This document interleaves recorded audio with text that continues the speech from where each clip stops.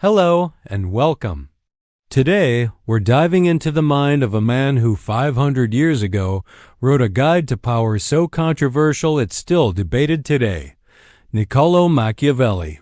Was he a teacher of evil or a clear-eyed realist just telling it like it is? Let's find out. Picture Florence, Italy in the 1500s. A whirlwind of shifting alliances, betrayals, and constant power struggles. In the middle of it all was Machiavelli, a diplomat who saw firsthand what it took for leaders to survive and thrive. He poured these ruthless observations into his famous book, The Prince. His core message? A ruler must be prepared to do what is necessary, not just what is morally good, to maintain the state and secure power. He famously argued it's better to be feared than loved if you can't be both. Why? Because fear is a more reliable emotion than affection, which can be fickle. Now, fast forward to today, look at the world stage. We see modern leaders making calculated decisions that prioritize national interest above all else. They might form alliances with former rivals or take tough economic stances that seem cold-hearted. When a statesman negotiates a trade deal that benefits their country but harms another's economy, are they not practicing a form of Machiavellian politics? They are choosing the security and prosperity of their own state over a universal moral good.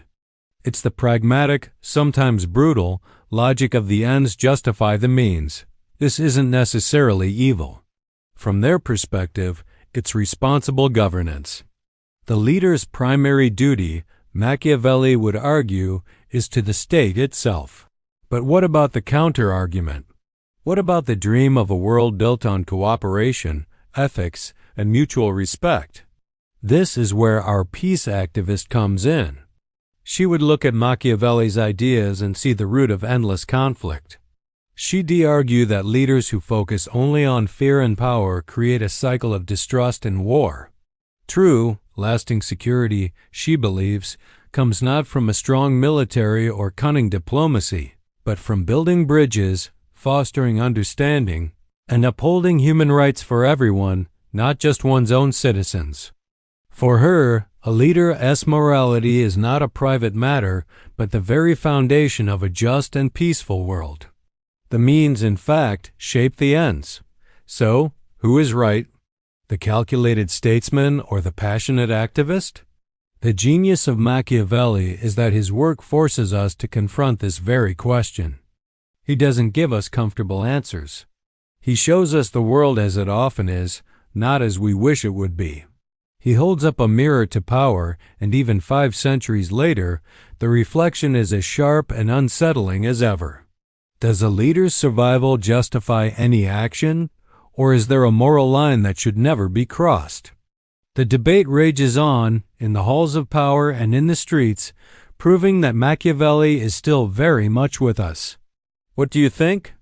Is Machiavellian strategy a necessary evil in today's world, or a philosophy we should strive to leave behind? Let me know your thoughts in the comments below.